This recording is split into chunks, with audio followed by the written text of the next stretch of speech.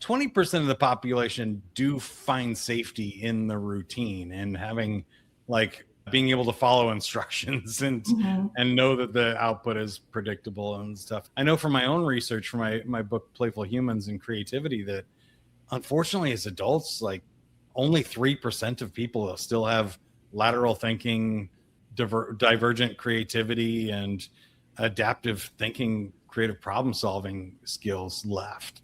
That all that like has kind of been beat out of us through school and societal pressures and a bunch of other reasons that we just have let that atrophy a little bit. And now it's becoming, like we said, the most valuable thing in the world. What can people do to get that back if they've been in a rut or a career for 20 years? Yeah, I would just say to keep learning. Like if you don't use a skill, it can atrophy. If you don't use it, you lose it. So I do worry about the people who have sort of gotten comfortable with like routine and stability in a world where there's exponential change now because of tech. Yeah. So I do like, I feel for the people who have gotten comfortable and now exist in a world that won't allow them to necessarily stay in that, routine, stable life.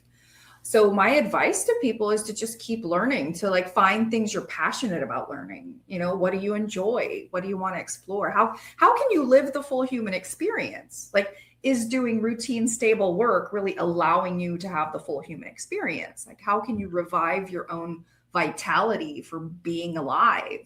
And for me, learning is the path to, gosh, so many good things. Like, being curious allows you to stretch, to become, to self-author, to find your authentic self, like the version of you that fits. I mean, people may be existing in roles and careers and lives that actually they don't even enjoy.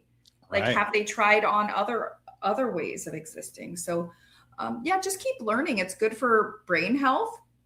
It's a way to, stay interested in the human experience you're having.